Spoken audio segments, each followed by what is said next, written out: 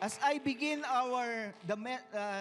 to share the message to you this morning, alam niyo ho, sabi ko sa inyo kanina, nandito si Lord. Madalas po na pag-uusapan natin, gaano kahalaga ang presensya ng Diyos sa buhay natin. Tama po ba? At totoo po yun. Katulad nga lang ngayon, kung wala ang Panginoon ngayon, baliwala ho ito. Tama ho ba? If God will not be present in our midst today, wala hong saysay itong ating pagtitipon na to. Kasi pagsamba po to at para sa Kanya at kung wala siya rito, sayang naman wala si Lord. Ano ho? At sa buhay natin, mahirap po harapin ang buhay nang hindi ho natin kasama ang Diyos. Tama po ba? Sa buhay, maraming pagsubok, maraming mga challenges. Without God's presence sa ating pong buhay, ang hirap pong harapin ang buhay pag hindi mo kasama ang Diyos. Kaya isa sa pangako ng Diyos sa atin ay yung samahan tayo. Hindi po siya nangako na wala ng problema ang isang Kristiyano, pero ano man daw ang magiging problema natin, kasama natin ang Diyos at tayo magtatagumpay. Amen ho ba doon? Palakpakan natin ang Panginoon. Bagamat madalas po natin pinag-uusapan ang presensya ng Diyos, very seldom naman natin pag-usapan ang halaga ng ating presensya. Wow, mahalaga ba talaga yung presensya ko, Pastor? Iisa lang naman ako eh. Would it matter kung nandun ako o wala, iisa lang naman ako? Mahalaga ba yung presensya ko? Alam ko mahalaga presensya ng Diyos. Pero ako, mambihira. Kailangan pa ba ako doon? Iisa lang naman ako. Would it matter kung wala ako? Hindi ko naman birthday yon. Hindi naman ako mayaman. Hindi naman ako naka-assign. Minsan po, hindi natin nauunawaan gaano rin kahalaga yung presensya natin. Sabi mo sa katabi mo, mahalaga ka. Di ba? Mahalaga ka. Kahit nag-iisa ka, mahalaga ka. Iniisip natin, di naman ako mahalaga, di naman siguro ako kailangan doon, di naman ako naka-assign eh. Wala akong gagawin doon. Anong gagawin ko? Di ba minsan ganun ho tayo, no? We tend to cancel ourselves. Kinakancel natin yung sarili natin. Imbis na maintindihan natin, mahalaga tayo, kinakancel natin yun. Di naman ako mahalaga, di na ako pupunta dyan. Di naman ako kailangan dyan. Wala naman akong duty, wala naman akong sasabihin. No. At kung minsan, pag hindi yung sarili natin, kinakancel natin, yung gathering. No, hindi na siguro kailangan yan. Hindi na kailangan yung mga mag-o-online na lang ako kasi maulan naman. Pupunta pa ba ako sa church? Yeah. Dito na lang ako sa bahay, masarap kaya. Yung maulan ngayon, we cancel the gathering. Pero alam niyo po, mas mahalaga talaga na nandun tayo eh. Mahalaga nandun ka. Sabi mo sa katabi mo, mahalaga nandun ka. Diba? Kailangan ka eh. Mahalaga ka. At minsan yung gathering mismo, yung kinakancel natin. Naalala ko po, si Thomas, nung namatay po ang Panginoon, at hindi pa po malinaw sa kanila na nag-resurrect na si Lord, nagagather po ng ganito mga disciple. Pero si Thomas ay wala. Bakit? Sa palagay niya po, hindi na kailangan yan. Patay na si Lord eh. Hindi na kailangan yan. Hindi na rin siguro ako mahalaga dyan. Kaya nung nagpakita ang Panginoon, wala po siya. Hindi po siya present. Hindi po siya present. Di na siguro kailangan magtipon. Patay na si Lord eh. Yeah? At alam niyo po, ito yung pangyayari. We will learn from the life of Thomas. Basahin po natin ang Bible. Sabi po dyan, Now Thomas, also known as Didymus, one of the 12, was not with the disciples when Jesus came. Nung namatay po si Jesus, nagagather po ng ganito yung mga disciple, pero parang hindi na mahalaga kay Tomas. Sa pakiramdam niya, hindi na yun kailangan. Patay na si Lord eh. Diba? At nung nagpakita ang Panginoon, wala po siya. Hindi siya present. Absent po siya. So the other disciples told him, We have seen the Lord. Nagpakita si Lord sa amin. Sayang wala ka. Hirap talaga pag absent eh. Yeah? But he said to them, Unless I see the nail marks in his hands and put my finger where the nails were, and put my hand into his side, I will not believe. Yun po sabi niya. Problema kay Tomas, hindi po siya present. Kaya sabi mo sa katabi mo, dapat present ka. Di ba? Present ka. Huwag ka absent ng absent, kapatid. Di ba? Bakit po? Pag absent tayo ng absent, sino ho ang nawawalan? Ang Diyos ba? Ang Diyos ba? Your absence is your loss. Ang Diyos mananatili ho siyang Diyos. Umattend ka man o hindi, kapatid, Diyos pa rin siya. Pero ikaw, may nawala sa'yo. Ano nawala sa'yo? Hindi mo narinig ang magandang mensahe. Hindi mo na-experience yung presensya ng Diyos na sumasamba ka. Hindi mo naka-fellowship yung mga kapatiran. It's a loss for you. Hindi ka pumasok sa trabaho, absent ka, hindi ka sasahuran. Diba? Hindi ka pumasok sa eskwela, it's your loss. Kaya po minsan, sasabihin ng mga hindi alam ang sagot, ay absent ako nung tinuro ng teacher ko yan. It's your loss. Kawalan sa atin ang wala tayo doon. Amen po ba? Hindi po yun kawalan sa Diyos. Tayo ang nawawalan pag nawawala tayo. Kaya huwag kang mawawala. Amen po ba?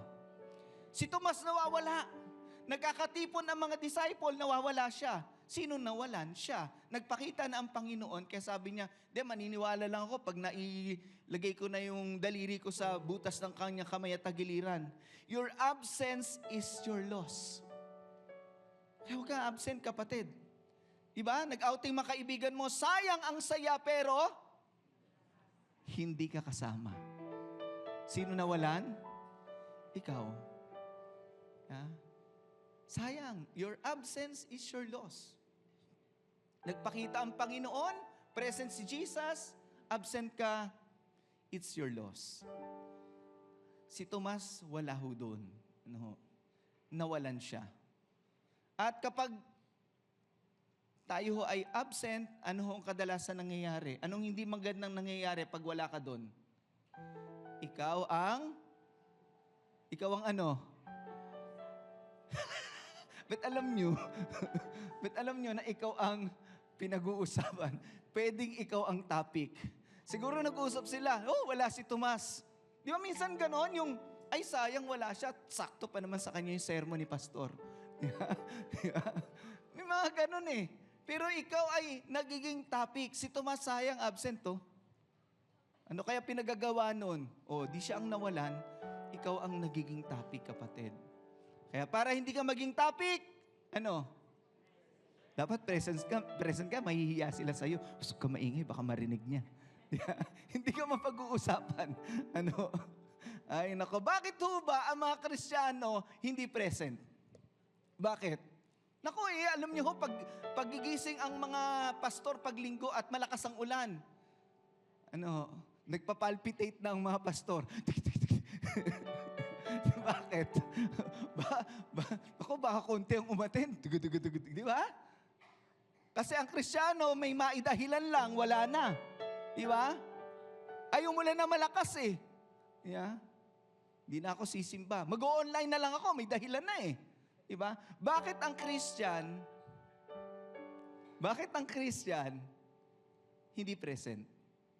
Ano kayong dahilan? Sa buhay mo, anong dahilan? Bakit imbis na nandun ka, wala ka dun?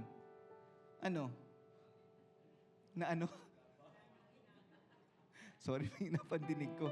Minsan di tayo naniniwala kasi gaano kahalaga yung ginagawa natin. We don't believe how important the things that we are doing. Di ba? Alam niyo, napakahalaga, lalo na dadaling ko po sa spiritual, napakahalaga nitong ginagawa natin, mga kapatid.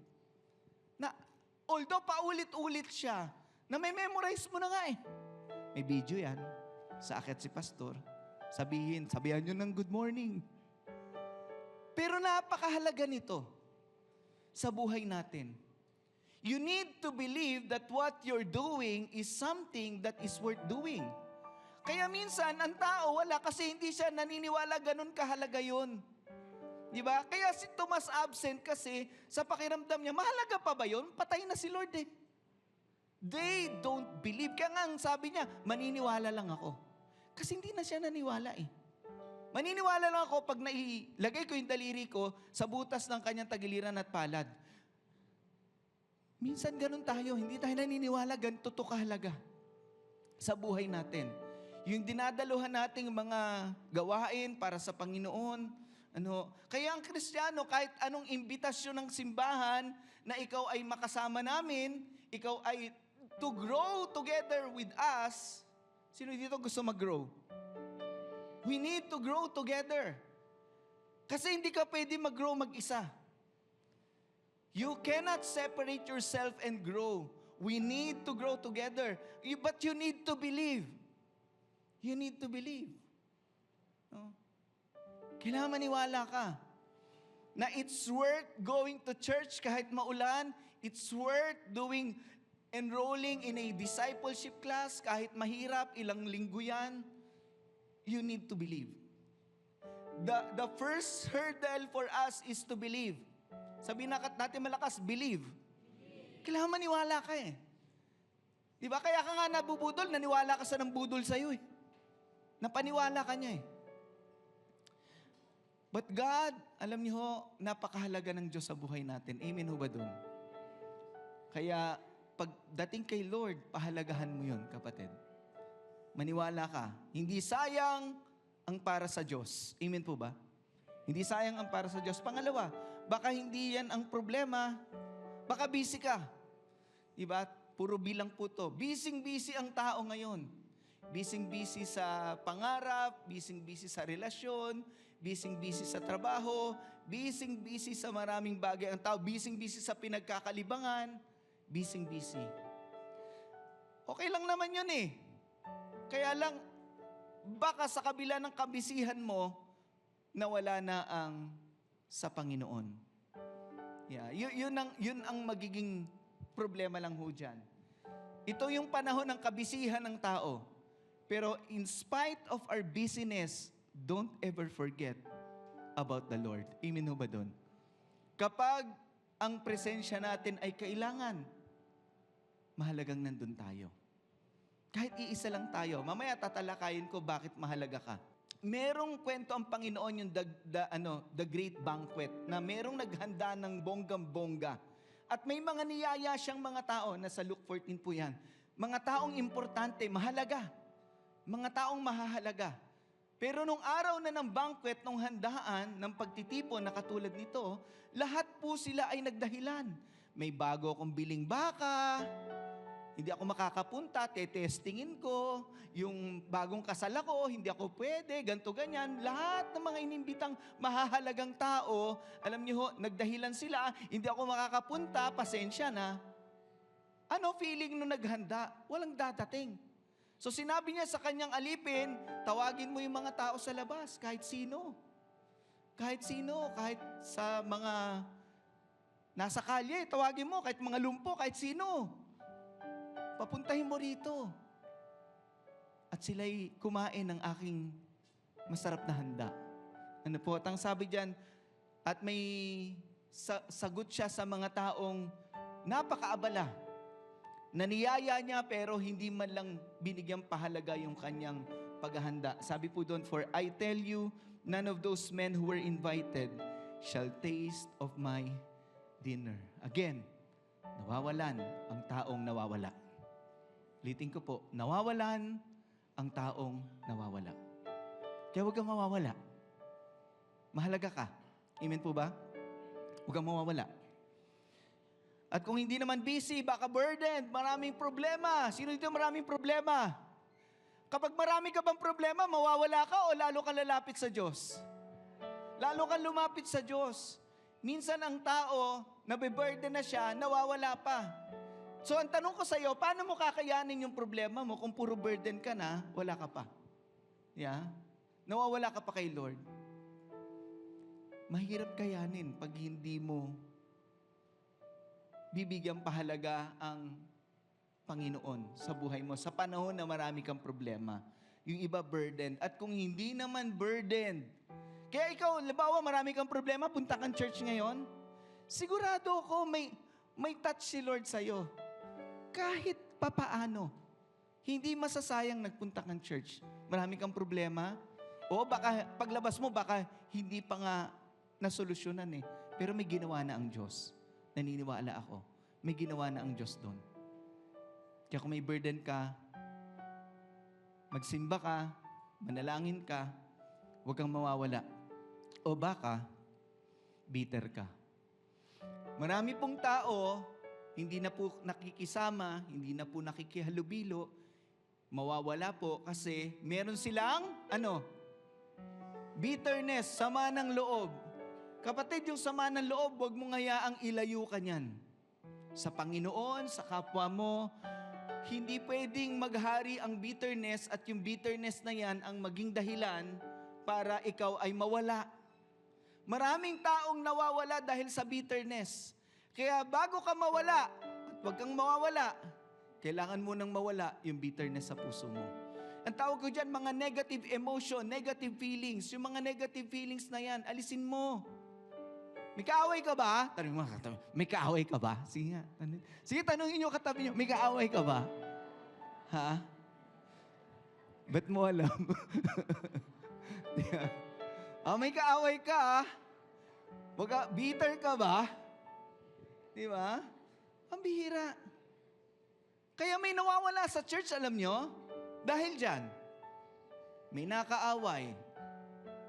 Alam nyo, ang gusto ni Lord magkasundo. Tama ho ba? Makipagbati ka.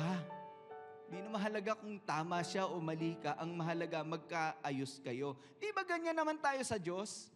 Di ba? Tayo nagkasala sa Diyos. Siya pa nga nag-reach out sa atin eh. Siya pa nga nag-alay ng buhay para kahit na tayo nagkasala sa Kanya, binigay pa niya yung buhay niya para mapatawad tayo. So sino tayo para kimkimin natin yung bitterness na yan at malayo pa tayo sa Diyos? O baka malayo sa Diyos yung kapatid mo sa Panginoon. Sabi mo sa katabi mo, huwag kang bitter. Huwag kang bitter. Bitter na bitter ka eh. Yeah? Di ko alam kung saan ka dadalhin kabutihan yung bitterness na yan. At bakit kailangan kong present, Pastor? Why should I need to be present? Una po, be present, tatlo lang po ito because, be pa rin siya. Be present because the Lord is there. Nandun ang Panginoon. Alam niyo, masarap sa lugar na nandun ang Panginoon. Tama po ba? Hirap. Sige, papalakpakan natin si Lord. Because the Lord is there. Di ba nagpakita ang Panginoon, wala siya. Wala siya. The Lord is there, but He is not there. Sayang naman, di ba? The Lord is there, but Thomas was not there. Yeah?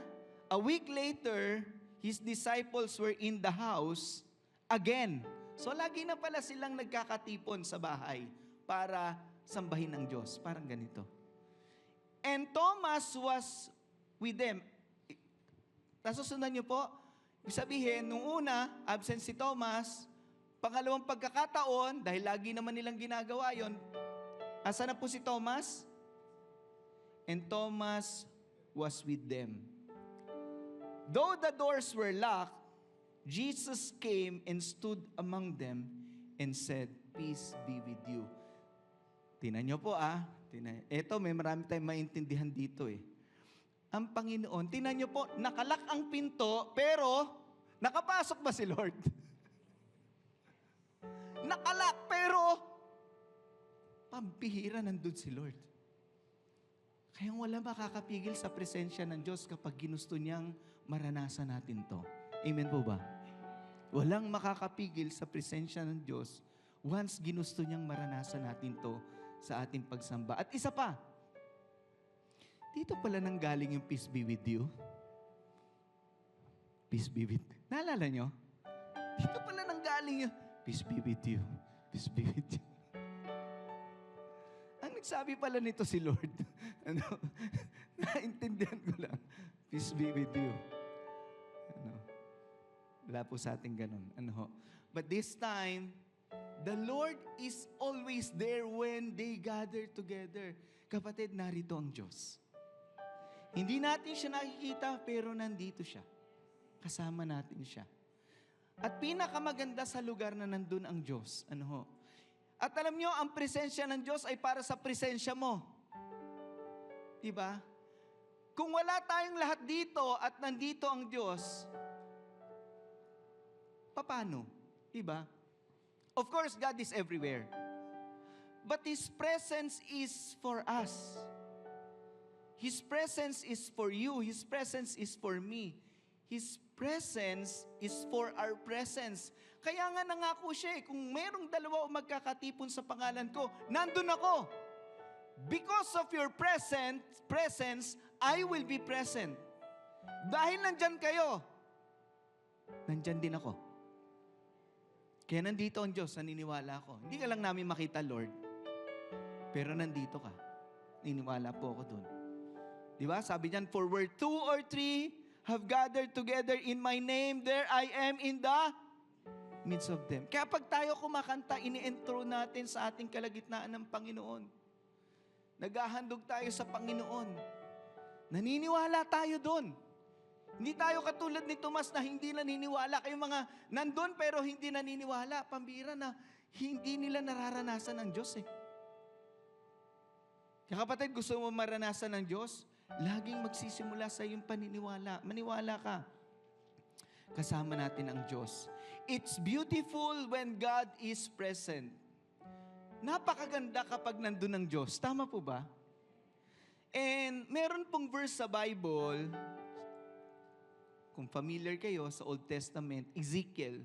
Yung Ezekiel may 48 chapters at yung pinakadulong verse, gustong-gusto ko yung pinakadulong verse. Sa chapter 48 na yon, gumawa ang Diyos ng isang city na napakagandang city para sa kanyang bayan na Israel.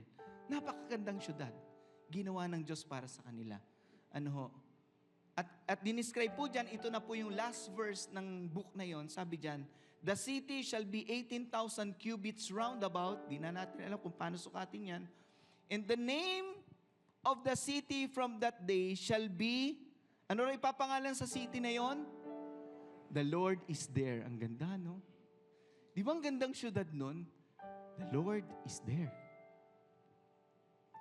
Kahit anong ganda ng lugar, pag wala doon ang Panginoon, hindi maganda doon. Tama po ba? Bakit to maganda ang langit? Kasi doon nananahan ang presensya ng Diyos magpakailanman. Kaya maganda ang langit eh. Kahit sabihin mo pang ang langit ay simple, ay, bahay kubo lang pala rito, pero nandun ang Diyos. Yeah? Pero hindi naman niloob ng Diyos na bahay kubo lang ang nasa langit. Ang description, mansyon ang nandun. Mga mansyon. Kapatid, kaya kung dito sa lupa, nangungupahan ka lang, sa langit, may mansyon ka. Kaya lang sa langit yun. O gusto mo na i-claim? Natawa kayo. Lord, gusto ko na ng mansyon. Okay. Lord, pwede na ako sa kubo muna kahit mga 90 years old ako. Huwag muna, Lord, please. Pero kung saan nandun ang Diyos, napakaganda ng lugar na yon. Tama po ba? Napakaganda. Be there, be present because the Lord is there.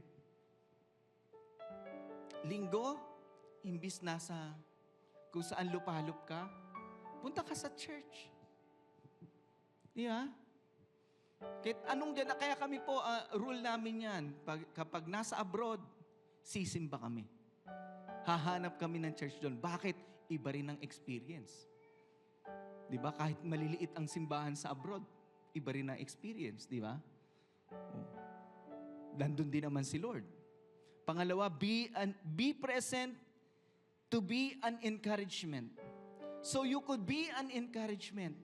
Pag present pala ako, nakaka-encourage ako. Talaga lang. Tingnan nyo nga katabi nyo kung nakaka-encourage. Sige nga, ay! Kita-kita kay Leon, dahan-dahan pa eh. Hindi ko lang magugulat o ano, o nakaka-encourage ka. Yun lang dumating ka ngayon, naka-encourage ka na. Sino niniwala doon? Bigyan ko lang kayo ng context dito sa storya. Sa storya na to, lahat ng disciple ay takot kasi alam nila ang kinasapitan ni Jesus, pinako sa krus. At lahat, aalala nyo si Peter, dininay niya ng 3 ulit si Lord. Takot na takot sila. At para sila mag-gather, tinataya nila ang buhay nila doon. Baka mahuli sila, sila na ang isunod. Nasusundan niyo ako? Yung context niyan? Hindi lang sila natatakot na baka sila mahuli at silang isunod na mapatay, maipako sa krus o makulong. Hindi lang yon. discourage sila. Bakit? Down na down sila. Bakit? 3 years nilang kasama si Lord, iniwan nila ang pamilya nila, negosyo nila, lahat ng meron sila, iniwan nila, sumama sila kay Lord, tapos patay lang din pala sa dulo. Napaka-discourage na nila. Kaya kapag magkakatipon sila, ini-encourage nila yung isa't isa. Kaya natin to. Di ba? May pag-asa pa. Di ba? Kaya, alam niyo po, pag nagkakatipon, nakakatulong yun ma-encourage tayo. Nakakatulong siya na ma-encourage tayo. Pakinalam po. Your presence is an encouragement. Minsan ganito, di ba? Wala naman akong sasabihin eh. Wala naman akong duty. Wala naman akong duty. Pero just by being here, kapatid, you have been an encouragement. Isipin nyo, kung umuulan ngayon, at ang dumating lang ngayon ay 10 tao at ganito kalaki ang church. Ano magiging pakiramdam nung 10 tao na yun? Wow, amazing! Thank you, Lord. 10 lang tayo. Pwede tayong humiga-higa dito. Nakakadismaya. Ang simbahan na paunti ng paunti, nakakalaglag ng kalooban. Pero kung marami kayo, di ba? Ano pakiramdam nyo? Bira, nakakalakas ng loob Mukhang may ginagawa si Lord dito Di ba? Di ba may kasabihan nga sa English, the more the... Kaya pag mas marami ang simbahan, mas masaya doon. Maniwala kayo. Pero yung simbahang, kokonti na sila, nag-aaway pa. Nag-aaway pa yun. 30 na lang sila. Ano gusto mo? Ikaw gusto masunod? Aaway pa yun. Kumukonti na nga, nag-aaway pa. Yeah. Mga kapatid, dahil dumating ka ngayon, naka-encourage ka na. Di ba? Tingnan po sabi sa Hebrews, some people have given up the habit of meeting for worship. Dapat daw pala itong pagsamba sa Diyos ay habit na natin to. Umulan, umaraw, may pagsubok o wala, ito na ang buhay natin. Ang magkasama-sama para sambahin ng Panginoon. But we must not do that kasi may mga taong kinalimutan na to. We should keep on, po? Sa nangyayari to, pag nagkakatipon tayo, nakaka-encourage tayo. Sabi mo sa katabi mo, nakaka-encourage ka. Nakaka-encourage ka. Ayoko na nga sumimba buti niyaya mo ko. Diba? Tuloy natin. Especially since you know that the day of the Lord's coming is getting closer. Sino sa inyo naniniwala malapit nang bumalik si Lord? Okay, paano kung bumalik si Lord, absent ka pa? Di ba? Kung naniniwala ka malapit nang bumalik si Lord, lalo ka pang pumunta kung saan ang gawain ng Panginoon. Kasi babalik na siya. Hindi natin dapat kalimutan yon na tayo, pag dumadalo tayo, wala ka mang sinabi na upo ka lang dyan, naka-encourage ka na.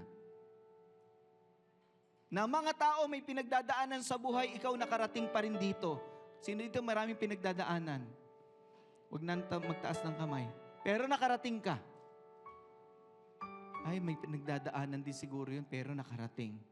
Ako nakarating, thank you Lord. We made it. Nakaka-encourage na po yun. Ano naman kung present ako, Pastor? Ano naman kung present ako? Alam niyo ho, just by showing up, you had been an encouragement. Naging blessing ka na kagad. Dahil nandito ka. Kapatid, naintindihan mo ba yun? Hindi man ikaw ang tumayo dito, hindi man ikaw nagbukas ng pinto para mangamay o nagpaupo, nandito ka. Hindi ko sinasabing wala ka nang gagawin kay Lord, pero laging dito pa lang magsisimula yung nandito ka. Doon lagi ang simula. Pero walang pagsisimulan pag wala ka. Maniwala ka sa akin. Pakinggan mo ako, walang pagsisimulan pag wala ka. Nasusundan niyo ba ako? Walang pagsisimulan. Kaya pag nandito ka, isipin mo lang, a-attend ako dahil ang presensya ko makaka-encourage sa iba. makaka-encourage sa iba. Pangatlo, be present because the Lord is there. Be present for you to be an encouragement. At pangatlo, for you to be blessed. Hindi rin kakalimutan ni Lord na i-bless ka pag dumating ka. Amen po ba doon? Naalala nyo, nung pangalawang pagkakataon, dumating na si Tomas. Ano nangyari? A week later, his disciples were in the house again, and Thomas was with them. Though the doors were locked, Jesus came and stood among them and said, "Peace be with you." Then he said to Thomas, ayan na. Then he said to Thomas, nung pagdating ni Lord, kinausap niya si Tomas. Hindi naniniwala eh. Ay, yung bang gusto mo? Bibigay ko sa yung gusto mo. Sabi ni Lord, put your finger here, see my hands? Reach out your hand and put it into my side. Stop doubting and believe. Verse 28, Thomas said to him, "My Lord and my God." Tanong ko sa inyo, ito ba'y expression o declaration? Yung, "My Lord and my God." Ano kaya to? Expression o declaration? Kasi pwedeng magkaiba. Di ba? Sa atin dito sa panahon natin, OMG! Expression yun. Di ba? Pag OMG! Expression yun. Oh my God! Expression ba yon? O declaration?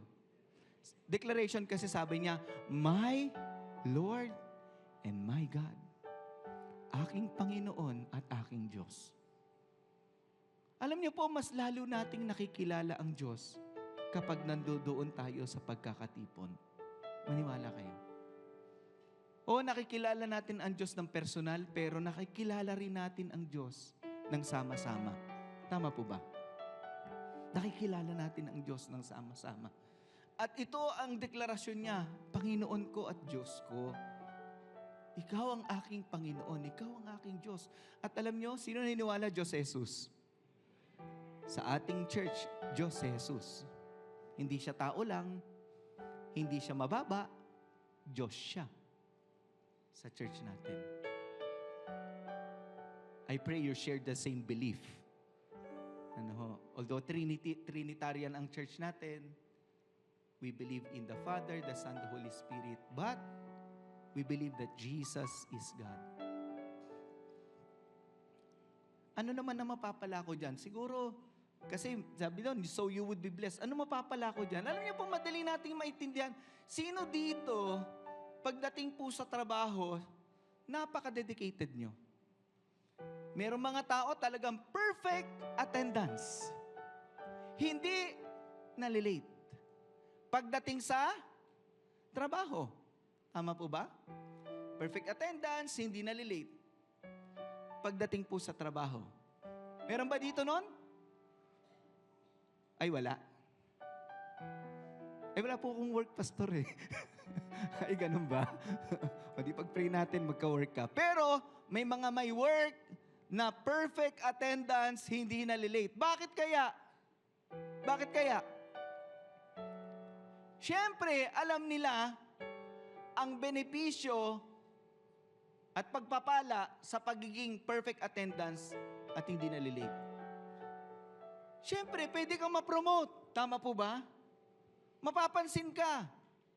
Iba ka magtrabaho. Mapopromote ka, dadagdag sweldo mo. At mapupuri ka nila. Ang galing mo eh. Di ba? Because we know tangibly the benefits of not being late and attending work faithfully, perfectly each day. We know. We know how we will be blessed. Pagdating ng sahod natin, mas malaki. Pagdating ng mga comment ng tao, mas maganda. Pero tanong ko sa inyo, sa church kaya, anong perfect sa'yo? So, wala namang perfect talaga. Yun na lang ano. Ano ang masasabi mong, uy,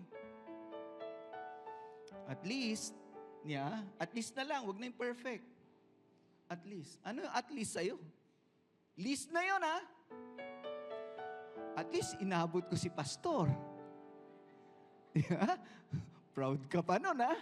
At least, inabot ko yung closing ng prayer ng praise and worship. Oh. Tapos, yung praise and worship, mamaya ko na sa susunod na service aatenan. May mga ganun. Kalakalahati. Di ba? Inabot niya yung sermon ni pastor. Maya na ako uwi, hindi pa ako nag-praise and worship. Yung susunod na service, atin na yung praise and worship, tapos uwi na siya. Ang ganda ng service mo, dalawa. No? Galing mo talaga. Ewan ko ba, pagdating sa Lord, ganito tayo. Pero sa trabaho, alam natin kasi ang benepisyo. Alam natin ang rewards and blessings doon. But here, God doesn't even tell us, oy, pag dumating ka ng 30 minutes before, may incentive ka. May Starbucks card ka doon. Diba? Magpapaulan ako ng Starbucks card sa 8:30 a.m. bago mag-service. Ay, wala natawa. Ako lang. Anyway, alam niyo bakit ganun? Yeah. Alam niyo, binibless din tayo ng Diyos kapag tayo ay, di ba binless si Tomas ng Panginoong Diyos? Kaya sa church, minsan itong imbitasyon come and be blessed. Come and be blessed. Bakit? May blessing sa pagsamba mo sa Diyos. May blessing sa pagtitipon kung saan nandun ang Diyos. May blessing doon. Kung ano ang blessing, hindi ko i-guarantee sa'yo kasi ang Diyos, hindi naman siya magsasabi na, kasi alam nyo, magaling mag-compute ang tao. Di ba, pag nagtrabaho kayo, nagnegosyo kayo, malagling tayo mag-compute eh. Sa church, hindi mo ma-compute. Hindi mo ma-compute. Kaya nga kung nagsasabi ang Diyos ng mansyon sa langit, parang wala lang sa atin yun eh. Hindi naman natin nakukompute ngayon yun. Kasi ang mahalaga lang sa atin yung ngayon. Come and be blessed. I cannot say and I cannot identify to you what kind of blessing, but I am sure coming here, you're blessed. Sabi mo sa katabi mo, blessed ka. Alam mo, umuulan blessed ka. Pero sana naman, sikapin naman po natin na pag tayo dadating sa church, nasisimulan natin. Kasi ulitin ko sa inyo, sa sinihan nga sinisimulan mo Sa simbahan, hindi mo masimulan. Sa Netflix nga, nakailan ka pa At pagdating sa church, putol-putol. Parang tulog. Pag nandito pa, tulog pa. Diba? Mas blessed ang present kaysa sa absent. Sino sa inyo, at patutunayan ko po sa inyo, sino sa inyo gusto nyo gamitin kayo ng Diyos? Sige, may gagawin na tayo. Sabihin, hindi lang tayo, nandoon, okay, blessing yon, nandun tayo. Pero yung may gagawin ka na, gusto mong magamit ka ng Diyos. Paano nga, pastor? Maging present nga, di ko magawa kasi maging present ka muna. Kasi hindi ka gagamitin ng Diyos hanggat hindi ka naging present. Bakit? Ang gagamitin lang ng Diyos yung available. Kapatid, kahit gaano ka kagaling mag-preach, gaano ka kagaling mag-pray, gaano ka kagaling sa talento mo, ang kahanga-hanga ka, pag wala ka doon, hindi ka available, hindi ka present, gagamitin ka kaya ng Diyos? I-absent ka. Ang gagamitin ng Diyos kahit yung hindi marunong pero nandun. Tama po ba? Kahit kasintunado, tatanggapin ng Diyos yun Kasi lahat ng nasa tono, nasa ibang lugar. Bawa, nandyan lang yung sintonado. Ititiisin nyo nga lang. Hallelujah! Yung nangingiwi ka, meron ba may nagpapakantang nangingiwi ka Hindi ka natutuwa Di ba? Pero, tatanggapin ni Lord yun. Tatanggapin ni Lord yun. Hindi nga lang natin matiis, di ba? Kasi yung present lang ang gagamitin niya. Kahit anong galing ng tao na yun, pag wala siya at nawawala siya, hindi siya magagamit ng Diyos.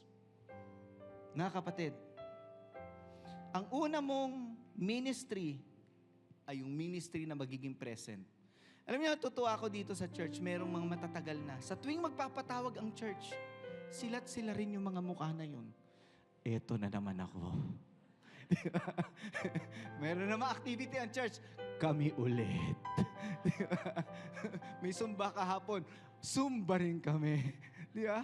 Pero, tinan nyo, just by being present, they become a blessing to the church. Those faithful people. And I appreciate them. I appreciate them. Ano po? Your first ministry is the ministry of being present. Pag hindi mo to nalampasan, ano pa magagawa mo? Ano pa magagawa mo? Tama po ba? Tapusin ko na po. Be present because the Lord is there. Sayang naman, nandyan si Lord, wala ka. Pangalawa, be present kasi pagdating mo lang, wala ka pang sinabi, wala ka namang ginawa, naka-encourage ka na. At pangatlo, pag present ka, may blessing ka. Sinisiguro ko, tulad ni Tomas, pagpapalain ka rin ng Diyos. Tumayo po tayong lahat. Umawi tayo sa Panginoon. Hallelujah.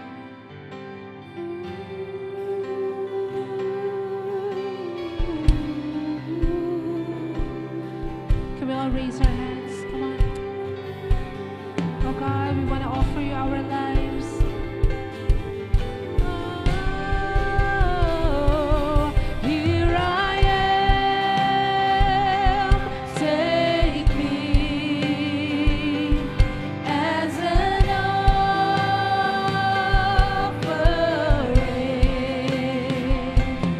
Here I am, giving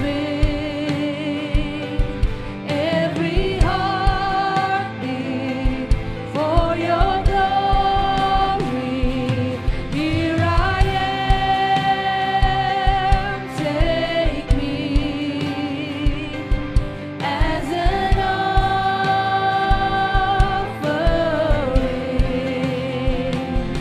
Here I am, giving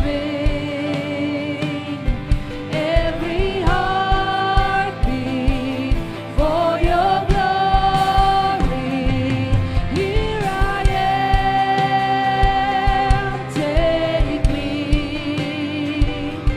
as an offering. Here I am, giving every heartbeat for your glory. Take me. Hallelujah. Kapatid, simula sa araw na to, make yourself available to the Lord. Maniwala ka muna na itong pagbibigay mo ng panahon sa Diyos ay malaking blessing sa buhay mo. Totoo po, tayo po ang nawawalan kapag tayo ay nawawala. Kaya dapat nandun po tayo. Mga kapatid, sana hindi ka dinadala ng bitterness palayo, hindi ka dinadala ng busyness palayo, hindi ka dinadala ng burden palayo. Kapatid, sana po lalo tayong napapalapit sa presensya ng Diyos. At alam niyo po, ang Diyos, lagi po siyang present sa buhay natin. Amen po ba doon? He is always present. Sabi nga po sa Bible, God is a refuge and a strength, an ever-present help in times of trouble. Laging nandun ang Diyos sa buhay natin. Lalo na sa panahon na kailangan natin siya. Paano kaya tayo? Pag tayo naman ang kailangan na nandoon, nasan tayo? Kapatid, be available for the Lord starting today. And give your best to the Lord. Let's honor Him. Father God, we thank you. We thank you first of all, Heavenly Father, for your presence in our life. Salamat po na lagi kang nandoon, nakakalimot kami, nagkukulang kami, nagkakasala kami.